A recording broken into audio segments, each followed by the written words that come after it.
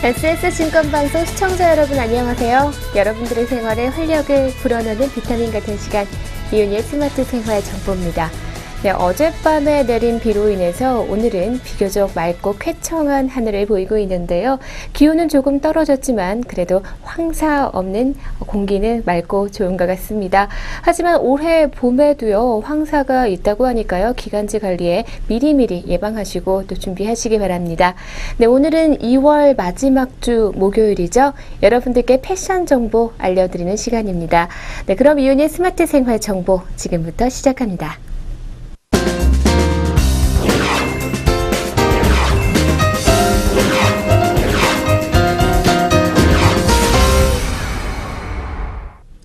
네, 상반기를 설명할 수 있는 7가지의 트렌드 키워드를 살펴보도록 하겠습니다. 네, 남성복 위주로 살펴볼 텐데요. 네, 첫 번째 키워드는 데님입니다.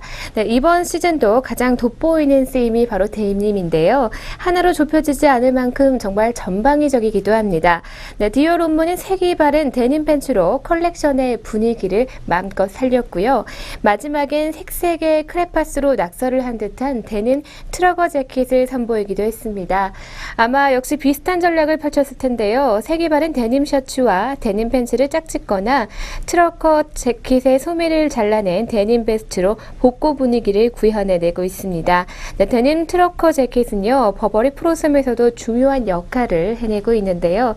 거의 모든 차림이 트러커 재킷에 있었습니다. 셔츠 대신에 혹은 흰색으로 변형된 채 또 데님의 본연의 색을 살린 프라다의 데님 팬츠는 볼드한 스티칭 덕에 더욱 단정해 보이기도 하는데요. 밑단을 한 뼘 정도 접어 올린 로에베의 데님 팬츠는요, 상반기 대표 이미지로 삼아도 괜찮을 만큼 임팩트가 매우 강했습니다. 네, 이렇게 가장 다양한 형태의 데님을 선보인 곳은요, 바로 겐조인데요. 트렌치 코트, 트러커 재킷과 블루종을 융합한 점퍼, 그리고 투닉형 반소매 셔츠 등이 바로 그 증거라고 할 수가 있습니다. 네, 그리고 이타우츠는 생지 데님으로 과장된 오버사이즈 팬츠를 만들었고요.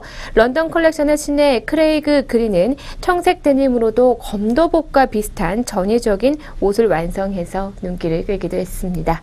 네, 다음 두 번째입니다. 바로 생크림처럼 부드러운 흰색이 주요하게 떠올랐는데요.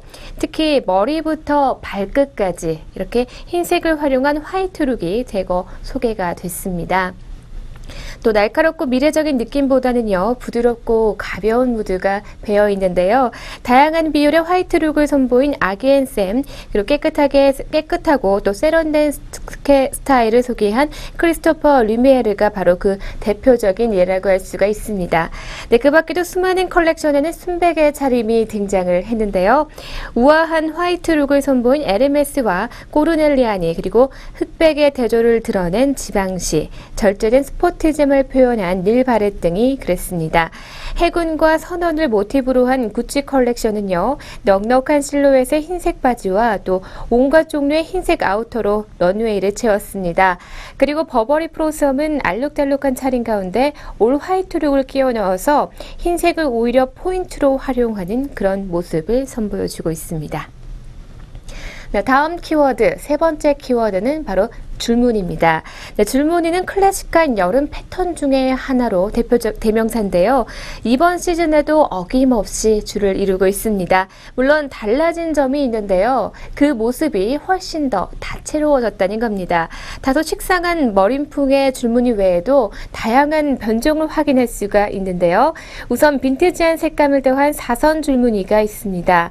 같은 패턴의 머플러와 셔츠, 바지를 한 번에 매치해서 강렬한 인상을 남긴 J.W. 앤더슨, 1970년대풍 셔츠와 스웨터를 선보인 프라다 컬렉션이 여기에 속한다고 할 수가 있습니다. 그리고 1990년대 감성을 지닌 굵은 줄무늬도 있는데요. 디올 옴무에 등장한 굵은 줄무늬 슬리브리스와 또 에르메네젤로 제냐의 줄무늬 스웨터 등이 바로 그 예라고 할 수가 있습니다. 네, 고상한 선원을 그린 구찌 컬렉션은 흔한 가로 줄무늬 대신에 굵은 세로 줄무늬를 택해서 틀에 박힌 머린룩의 변화를 꾀했다고 할 수가 있죠. 네, 다음 네 번째 키워드, 스포티즘입니다. 현실룩에서 스포티한 양념을 친 지극히 실용적이면서도 또 세련된 스타일을 대세를 이룬 그런 컬렉션들이 선보였는데요. 스포티즘이라는 의미를 의뢰 투박하거나 미래적인 디자인 그리고 혁신적인 소재 등으로 풀이가 됐지만 이번 시즌만큼은 좀 다릅니다. 이러한 경향은 스타일링 방식에서 유난히 눈에 띄고 있는데요. 대표적인 예가 아미와 유밋 배넌입니다. 아노락과 캐주얼한 수트를 매치하고 또 야구 모자와 스니커즈를 더한 아미의 룩, 그리고 쓰리피스 수트에 두꺼운 스카프를 두른 듯 또 무심하게 배치한 유밋 배넌의 룩은 현재의 스포티즘이 얼마나 더 근사하게 발전할 수 있는가에 대한 답을 제시하고 있는데요. 고샤 루브친스키는 스트리트 감성과 스포티즘을 아주 세련되게 믹스를 하고 있습니다. 네, 거의 모든 룩에는 화이트 스니커즈를 매치한 루이비통, 그리고 에르메스 등의 컬렉션도 이러한 흐름의 적절한 사례라고 볼 수가 있을 것 같습니다. 네, 다음 다섯 번째 키워드는 조금 특이하기도 하고 또 특별하기도 합니다. 바로 파자마인데요. 파자마에서 영감을 받은 듯한 옷들이 이번 2015년 SS 시즌에 많았습니다. 네, 미끄러지는 듯한 촉감의 센턴 실크, 그리고 자연스럽게 배어나는 광택에다가 바람에 펄럭이는 그런 가벼움이 실크 파자마를 연상시키고 있는데요. 네, 가장 그럴듯했던 것은요, 발렌티노의 컬렉션입니다. 만개한 꽃 혹은 이 꽃망울 패턴의 실크 셔츠와 재킷, 아우터 등이 차례로 등장을 합니다. 특히 편안한 실루엣의 파자마 바지가 눈길을 끌었는데요. 실크나 벨벳 같은 소재를 자주 활용하는 하이더 아커만 역시 이러한 무드를 풍기고 있습니다. 다른 점이 있다면 퇴폐적인 아름다움을 더했다는 건데요. 오묘한 색감의 실크 로브에 셔틴 베스트와 늘어진 티셔츠, 스키니 바지를 매치하고 또 스카프를 두른 듯한 차림은 하이더 아커만이 아니라면 할 수 없는 그런 발상입니다. 네, 그 밖에도 폴 스미스와 드리스 반 노트는 느슨한 셔틴 슈트를, 그리고 돌체 앤 가바나는 물방울 무늬의 파자마 셔츠를 소개를 했습니다. 네, 다음 여섯 번째 키워드는요, 페인팅 문입니다. 네, 그림 같은 옷들이 점점 존재감을 드러내고 있는 2015년 SS 시즌인데요. JW 앤더슨은 평면적인 풍경을 담은 니트 티셔츠로 컬렉션의 문을 열었고요. 또 지방시는 흐드러진 안개꽃 패턴의 진주를 더한 이 화려한 룩을 마지막 순서로 정했습니다. 모두 하나의 작품이라고 봐도 손색이 없었는데요. 추상화 비슷한 프린트도 다수 등장을 했고요. 또 곡선 구성 작품에 옷에 더 씌운 듯한 알렉산더 맥퀸, 그리고 얼굴 맞는 크기의 도트를 전면에 장식한 겐조, 음식 사진을 마치 팝아트처럼 반복적으로 활용한 에트로, 그리고 석상을 3D 프린트로 해체한 닐바렛, 다중 노트를 통해서 여러 겹으로 보이는 꽃무늬 옷에 적용한 브리오니, 그리고 각국의 국기를 재료로 요란한 팝아트를 선보인 모스키노 등이 바로 이런 패션에 해당된다고 할 수가 있습니다. 네, 다음 마지막 키워드, 일곱 번째 키워드입니다. 네, 공식대로 차려입은 포멀 룩이요, 런웨이에서 점점 줄어들고 있는 추세입니다. 네, 바로 그 자리를 채우고 있는 것은요, 여유로운 슈트인데요. 크게 두 가지 줄기로 설명을 할 수가 있을 것 같습니다. 첫 번째 하나는 수트 자체의 실루엣인데요. 피팅감 자체가 느슨해졌다는 것입니다. 에르메네젤도 제냐와 크리스토퍼 리미에르의 넉넉한 실루엣이 바로 그런 경우라고 할 수가 있고요. 또 다른 하나는 스타일링의 방식입니다. 발렌시아가와 폴 스미스를 비롯한 대부분의 컬렉션에서 수트와 티셔츠의 만남을 목격할 수가 있는데요. 아무렇게나 휘두른 스카프, 수트와 버킷 해트의 조화, 이 역시 수트의 딱딱함을 덜어내는 장치로 활용을 했습니다. 네, 그리고 경쾌한 색을 포멀한 또 중화한 경우도 있고요. 밝은 회색의 수트에 개나리색 폴로 셔츠를 매치한 볼리올리와 다홍색 겨자색을 곳곳에 끼워 넣은 까날리 등도 그렇습니다. 네, 지금까지 2015년 상반기 패션을 설명하는 7가지의 키워드와 함께했습니다.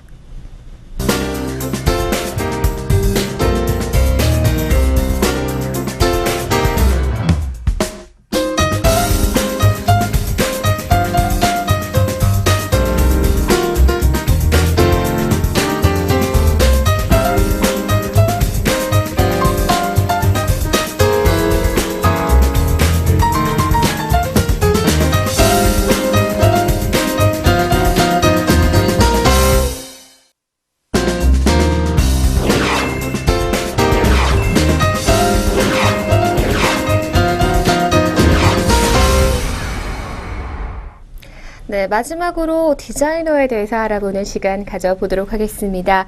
네, 오늘은요, 완벽을 추구한 꾸띠리에 바로 크리스토발 발렌시아가에 대해서 알아보도록 할 텐데요. 크리스토발 발렌시아가는 크리스티앙 디오르와 함께 세계 2차 세계대전 이후에 파리 오트 꾸띠르의 황금 시대를 이끌었던 꾸띠리에입니다. 스페인 출신으로 1937년부터 파리에서 컬렉션을 개최했고요. 까다로운 최상류층 베스트 드레서 고객들에게 우아함과 기품을 갖춘 완벽한 품질의 의상을 제공하는 것으로 유명했다고 합니다. 대중언론은 기피하고 기성복 라이선스 사업 또한 거절했기 때문에 발렌시아가의 대중적 명성은 디오르의 한 발 물러서 있긴 했지만요. 동료들로부터는 완벽주의자, 꾸띠리에들의 스승, 그리고 패션 미래를 창조하는 혁신가로서 존경을 받았습니다. 샤넬에 따르면 발렌시아가는 구상, 재단, 봉제에 이르기까지 모든 의상 제작 과정을 해낼 수 있는 유일한 꾸띠리에였고, 스키아파렐리는 자신이 패션에서 이루고자 한 바를 다 이룬 꾸띠르계의 진정한 예술가라고 평가를 하기도 했습니다. 네, 고객의 요구에 따라 자신의 엄격한 기준에 따라서 오직 최고의 의상을 제작하는 데 몰두했고요. 그 순수한 작업 과정에서 새로운 재단과 형식의 창조를 통해서 패션의 혁신을 이끈 발렌시아가의 세계는 기성복과 패스트 패션을 주도하는 오늘날에도 큰 향수를 불러일으키고 있습니다. 이 크리스토발 발렌시아가는 1895년 1월 스페인 북부 바스크 해안의 어촌 게타리아에서 태어났습니다. 네, 그는 생계를 위해 바느질을 했던 어머니의 영향으로 발렌시아가는 일찍부터 옷에 대한 관심과 재능을 키울 수 있었다고 하는데요. 그의 재능을 발견한 카사토레 후작 부인의 후원으로 12세 무렵에 산세바스찬에 위치한 테일러 고메즈 하우스의 도제 훈련을 받게 됐다고 합니다. 네, 그렇게 하면서 패션계에 입문했다고 하고요. 또 왕실과 부유층의 여름 휴양 도시였던 산세바스찬에서 발렌시아가는 스페인 상류 계층의 문화와 취향, 그리고 엄격한 영국식 테일러링을 배웠고, 이는 발렌시아가의 작품 세계에 중요한 기반을 형성하는 데 도움이 됐다고 합니다. 네, 1911년 발렌시아가는 파리 루브르 백화점의 산세바스찬 지점에서 여성복 테일러로 또 경력을 시작했는데요. 그의 뛰어난 능력을 인정받아서 2년 만에 여성 테일러링 워크숍의 수석이 됐다고 합니다. 업무와 관련해서 파리를 여행하면서 파리의 화려한 패션 산업과 오트쿠티르 하우스를 들의 뛰어난 실력을 직접 체험하고 또 보게 되면서 꾸띠리에가 되기로 결심을 했었다고 합니다. 네, 이렇게 발렌시아가는 1917년 세바스찬에서 꾸띠리에로서의 경력을 시작하게 되는데요. 그때 동업자들의 도움을 받아서 1918년 9월 발렌시아가라는 이름으로 첫 번째 컬렉션을 발표했습니다. 이어서 1919년에는 자신의 이름을 내건 독립 스튜디오를 열게 됐고요. 그리고 1920년 매장의 위치를 옮겨서 어머니의 이름을 딴 에이사라는 새로운 이름으로 전개가 됐습니다. 네, 발렌시아가는 왕가를 비롯해서 스페인 최상류층 고객들의 선택을 받았는데요. 1931년 스페인 공화정의 출범에 따른 위기에도 변화하는 시대에 신속하게 대응을 하면서 마드리드와 바르셀로나로 지점을 확장하기도 했습니다. 네, 그리고 1936년이죠. 스페인에 내란이 일어나자 발렌시아가는 스페인을 떠나서 오트쿠트르의 중심지죠. 바로 파리로 향하게 됩니다. 네, 그리고 1937년 7월 발렌시아가는 친구 니콜라스 부즈카론도와 동업자 블라치오 자보로스키 타당발과 함께 파리 조르주 5번가에 발렌시아가 꾸티르 하우스를 설립하게 되는데요. 그리고 1937년 8월 첫 번째 컬렉션을 선보이면서 파리에서의 비즈니스를 시작하게 됩니다.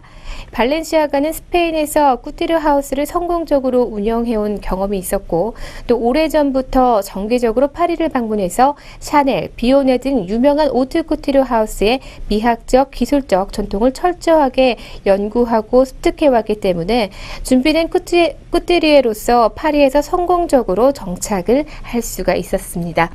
네, 그리고 발렌시아가 하우스는 1950년대 전성기를 맞이했고요. 1968년 폐점하기까지 파리 최고의 꾸티르 하우스로서 명성을 누리기도 했습니다. 네, 발렌시아가는 하우스 최고의 재료, 그리고 완벽한 재단과 봉제, 절제되고 기품 있는 우아함으로써 명성을 얻었는데요. 발렌시아가는 숙련된 테일러로서 훈련을 받았고요.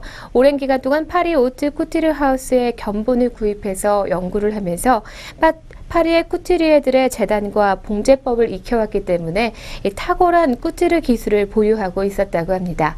이에 더해서 발렌시아가는 기술적, 미적으로 완벽한 의상을 제작하려는 그런 지칠 줄 모르는 열정 또한 지니고 있었다고 하는데요. 네, 발렌시아가는 훌륭한 쿠티리에라면 설계할 때는 건축가, 또 형을 만들어낼 때는 조각가, 그리고 색을 다룰 때는 화가, 전체적으로 하모니를 창조할 때는 음악가가 되어야 한다면서 철학자처럼 절제된 풍경을 빚어낼 수 있어야 한다고 믿었던 르네상스적 인간의 꿈꾸는 그런 꾸티리에였다고 합니다. 네, 발렌시아가의 하우스는 엄격한 피팅으로도 유명했다고 하는데요. 배우 마를레네 디트리히는 발렌시아가 하우스에서 한 번의 피팅이 다른 곳에서 하는 3번의 피팅과 같을 정도라고 하면서 자신의 책에 기록한 적이 있습니다. 네, 지방시에 의하면 발렌시아가는 1960년대 후반 에어프랑스 승무원의 유니폼을 의뢰받았을 때 이 3,000명이나 되는 승무원들을 일일이 다 피팅하길 원했을 정도로 예외 없이 완벽한 그런 완벽주의자였다고 전해집니다. 네, 이러한 완벽주의는 그가 기술적, 미적 표현에 자유롭고 이를 바탕으로 독창적인 의상을 제작하는데 좋은 기반이 되어주긴 했지만 또 다른 한편으로는 발렌시아가의 상표가 대중적인 확장을 가로막는 그런 장애물이 되기도 했다고 합니다. 네, 발렌시아가는 미국 뉴저지의 기성복 생산 공장을 둘러본 후 기계 생산으로는 결코 자신이 원하는 그런 품질의 옷을 생산할 수 없다고 판단을 하고 기성복 라이선스 사업을 포기했고 영원히 오트 쿠티리에로 남았다고 합니다. 네, 이렇게 1950년대 전성기를 맞이한 발렌시아가의 하우스는요, 슈트와 코트, 데이드레스 등 현대 여성의 일상복과 호화롭고 또 기품 있는 이브닝 드레스를 제작하기로 유명했다고 합니다. 네, 발렌시아가는 낭만적인 여성성을 한껏 고조시킨 디오르의 작품들에 비해서 모던한 분위기를 지니고 있었다고 평가를 받았고요. 또 그의 이름은 완벽함, 그리고 기품 있는 엘레강스의 대명사가 되었다고 합니다. 모나폰 비스마르크, 글로리아 기네스, 폴린드 로스 차일드, 윈저 공작 부인, 그리고 마렐라 아넬리, 또 마를레네 디트리히, 잉그리드 버그먼, 세계 최고의 베스트 드레서들이 바로 그의 고객이 됐다고 합니다. 네, 고객에게는 무척 헌신적이었던 꾸티리에로서 발렌시아가는 여성이 옷에 몸을 맞추는 것이 아니라 옷이 여성을 따라가야 한다는 그런 신념을 갖고 있었다고 전해집니다. 네, 발렌시아가는 재단과 구성의 혁신을 통해서 고객의 신체적인 결점을 보완하고 장점을 세련되게 부각시킬 수 있는 디자인을 연구했다고 하는데요. 현대 여성에 어울리는 절제된 엘레강스 미학과 또 실용성을 완벽하게 조화시키고자 노력을 했습니다. 발렌시아가의 트레이드마크가 된 목선을 노출시키는 테콜레 넥라인과 또 스탠드어웨이 칼라, 일명 브레이슬릿 소매라고 불리는 4분의 3 길이의 소매는 그 대표적인 예라고 할 수가 있는데요. 이를 통해서 발렌시아가는 여성의 목과 팔을 더 길고 가늘고 또 우아하게 보이도록 만들었고요. 진귀한 보석들을 노출시키면서 고급스럽고 우아한 여성미에 초점을 맞췄다고 합니다. 네, 그리고 1951년 가을 컬렉션에서 발표한 세미 피티드 슈트 역시 발렌시아가를 대표하는 독창적인 룩으로 평가를 받고 있습니다. 네, 앞은 꼭 맞게 구성하고 또 뒤는 헐렁하게 떨어져 얼핏 불안전해 보일 수 있는 실루엣을 지닌 이 슈트에 대해 하퍼스 바자의 편집장 카멜 스노는 개미 허리를 지닌 뉴룩으로부터 새로운 캐주얼 룩으로 변화를 알리는 첫 번째 신호이며 여성 패션의 대변혁을 가져올 것이라고 예견했다고 합니다. 네, 발렌시아가는 1955년 튜닉 드레스, 1957년 색 드레스, 1958년 베이비돌 드레스 등 여성의 불완전한 허리선을 감추는 새로운 라인을 지속적으로 탐험하면서 1950년대 후반 패션의 변화를 이끌었다고 합니다. 네, 그리고 1960년대에 이르러서 발렌시아가는 보다 단순하고 순수한 조형미를 드러낸 작품 제작에 몰두하게 되면서 이 과정에서 미니멀리스트의 조각에 비유될 수 있을 정도로 극도로 단순성을 드러내면서 발렌시아가의 의상들이 탄생하게 됐다고 하는데요. 1967년 7월 보그에 게재된 데이비드 베일리가 촬영한 웨딩드레스는 단순하고 또 절제된 순수한 형식에서 우러나오는 우아함을 보여준 발렌시아가의 또 다른 대표작으로도 손꼽히고 있습니다. 네, 건축가나 조각가가 자신의 설계를 완벽히 재현해낼 수 있는 그런 물성을 가진 재료를 선택해야 하듯이 발렌시아가는 코르셋 같은 하부 구조나 인체에 의존하지 않은 상태에서 자신이 구상한 형을 구축하고 유지할 수 있게 하는 더치스 셰틴, 가자 실크 등 뻣뻣하고 무거운 직물들의 재료로 특히 선호를 했다고 합니다. 네, 1960년대 스트리트 청년 문화의 부상은 점차 유행의 창조 중심지로서 오트 쿠티르의 권위를 약화시켜 갔다고 합니다. 최고의 쿠티르에로서 자신의 스타일을 고집했던 발렌시아가는 경제적인 어려움을 겪게 됐고요. 그리고 1968년 봄 컬렉션을 끝으로 발렌시아가 하우스 폐점을 선언하게 됩니다. 네, 파리와 마드리드, 바르셀로나, 산세바스찬 하우스가 모두 문을 닫게 됐고요. 그리고 주요 고객들은 그의 충직한 동료이자 친구였던 지방시에게 보내졌다고 합니다. 이브닝 스탠다드의 기자 샘 화이트는 발렌시아가의 폐점 소식을 전하면서 패션은 이제 완전히 달라지리라 전망했는데요. 발렌시아가는 은퇴 후에 스페인에서 여생을 보내게 됐고 1971년 샤넬의 장례식을 마지막으로 대중의 모습을 드러냈다고 합니다. 네, 그리고 1972년 발렌시아가는 오랜 우정에 대한 보답으로 카사토레 후작 부인의 손녀 카데츠 공작 부인의 웨딩드레스를 디자인했고 이는 그의 마지막 작품이 됐다고 합니다. 네, 발렌시아가는 1972년 3월 심장마비로 세상을 떠나게 됩니다. 네, 발렌시아가는 사후 향수 사업을 포함한 하우스 경영권은 조카로부터 독일 기업으로 넘겨지게 됐고요. 그리고 1986년에는 자크 보가트가 인수를 했습니다. 포레타 포르테 컬렉션 또한 런칭이 됐지만 큰 호응을 얻지 못하다가 1997년 니콜라스 키에르를 크리에이티브 디렉터로 영입하면서 새로운 부흥기를 맞이했고요. 구찌그룹으로 소유권이 이전됐다고 합니다. 네, 이러한 발렌시아가 브랜드의 힘든 여정과는 별개로 크리스토발 발렌시아가의 디자인의 유산인 그의 사후로부터 최근까지 여러 차례 회고전을 통해서 후대 디자이너들에게 많은 영감을 제공하고 있습니다. 네, 지금까지 완벽함을 추구했죠. 바로 쿠티르의 크리스토발 발렌시아가와 함께했습니다.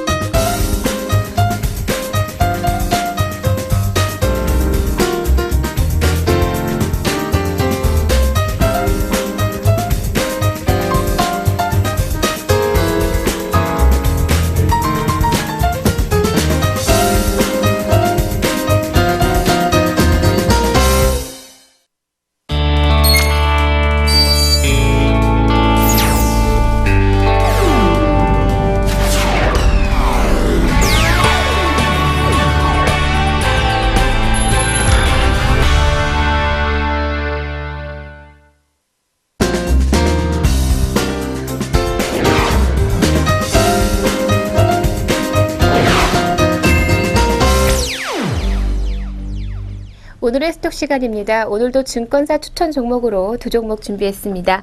네, 첫 번째 추천 종목은요. 신한금융투자에서 추천한 토비스입니다. 종목 번호는 051360입니다. 높은 수익성과 실적 안정성 감안 시 주가 릴레이팅이 계속될 전망이고요.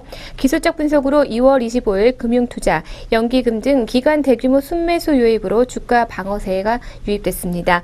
네, 동사는 디스플레이 전문 기업으로서 카지노 게이밍 기기 등을 사용되는 산업용 모니터와 시장 규모가 큰 휴대폰, 태블릿 PC, MP4 플레이어, 디지털 카메라, 내비게이션, 그리고 전장용 디스플레이 등에 사용되는 LCD 모듈과 또 모바일용 터치 패널을 주로 생산하고 있는 업체입니다.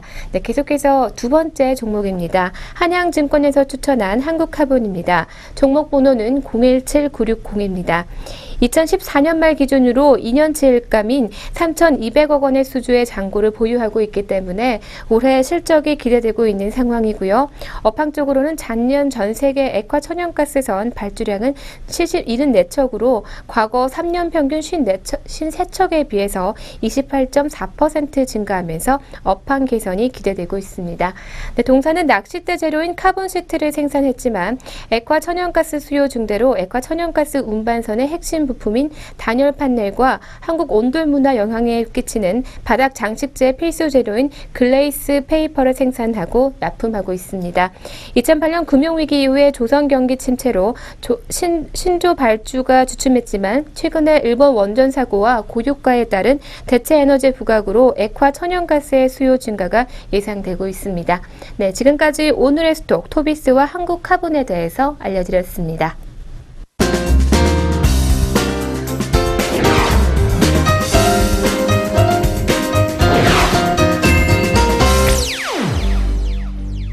오늘의 펀앤필입니다. 도미노는 언제 봐도 재밌고 환상적인데요. 오늘은 특별히 2% 더 환상적인 도미노를 보여드리도록 하겠습니다. 영상으로 함께 만나보시죠.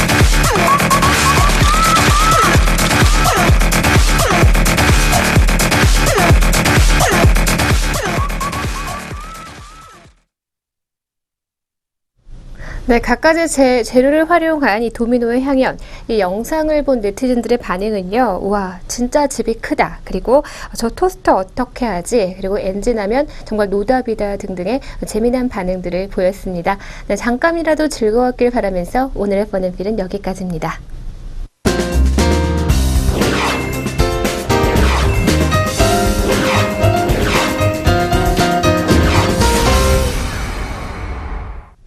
네, 오늘 함께한 시간 어떠셨나요? 30분 동안 여러분들이 잠깐이나마 즐거웠으면 하는 바람입니다. 네, 오늘 제가 준비한 내용은 여기까지고요. 내일 이 시간 더욱 알차고 즐거운 내용으로 함께하도록 하겠습니다. 시청해주신 여러분 고맙습니다.